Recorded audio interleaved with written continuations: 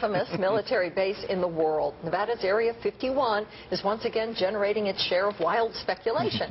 The story continues to circulate that the base has either shut down or moved its most sensitive projects to other less visible locations. Well, 20 years ago this month, Eyewitness News started an investigation which put Area 51 on the map, and tonight the I-Team's George Knapp is here to tell us if Area 51 has perhaps been traded in for a newer model. Well, as we all know, the reason that Area 51 became a household name, it's because of the allegations of flying saucers out there, things that were made somewhere else. In aviation circles, a lot of people figured that story was pure disinformation, concocted by the military to perhaps draw attention away from something else that was going on out there. And if that's the case, then the tactic surely backfired on the Air Force, because as a result of the saucer story, Area 51 became known all over the world and is still a focus of attention. Is it too much attention to get their work done? Civilian pilots and other eyewitnesses have been seeing strange things in the skies in and around this restricted airspace that straddles the Nevada-Utah border. If there's a base hidden out here in this desert, it certainly isn't easy to spot. But we're getting ahead of ourselves.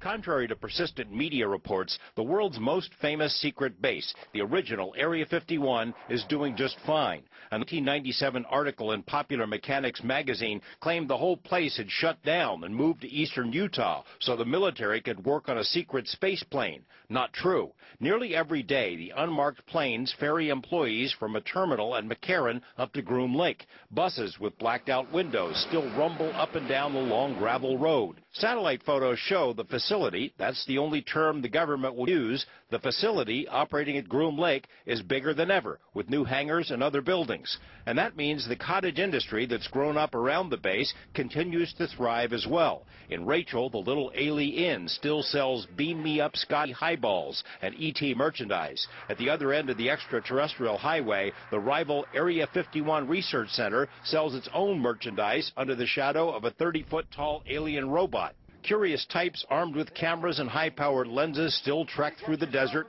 or climb the mountains to get a glimpse of the base. Well, there's several, actually 9 flying saucers. Things took a radical turn for Area 51 in 1989 when a man named Bob Lazar made the outrageous claim that he had worked on flying saucers at a facility called S4 in the Area 51 complex. Ever since Lazar told his story, the world has beaten a path to Area 51's door, which is why it might make sense for them to move their most sensitive projects to a place with a lower profile, one that attracts less attention. Everybody knows about Area 51 and Groom Lake.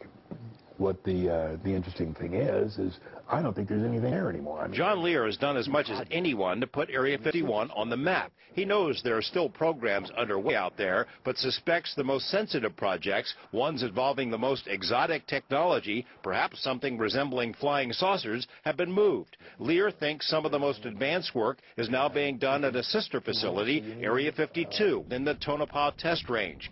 But he's even more intrigued by a vast and remote section of desert south of Wendover, Nevada, on the Utah-Nevada line. Lear, an accomplished pilot whose father invented the Lear jet, still has numerous friends in the aviation world, and they tell him stories about seeing camouflaged runways that open up in the middle of nowhere. When the pilots land, they tell me that as they're coming in, being radar vectored, at 500 feet, they'll look down and it'll be just like forest or, desert or just normal landscape, and all of a sudden it'll unzip like this and they'll see a runway. Our own search of the area south of Wendover found no evidence of runways or military facilities, though others are looking as well. Utah UFO hunters, perhaps yearning for an Area 51 of their very own, have proposed that a planned massive expansion of Dugway Proving Grounds is part of a program to create a new Area 51. They also note that Michael Air Base, which controls the airspace south of Wendover, has, like Dugway, been the site of some very strange things seen in the skies,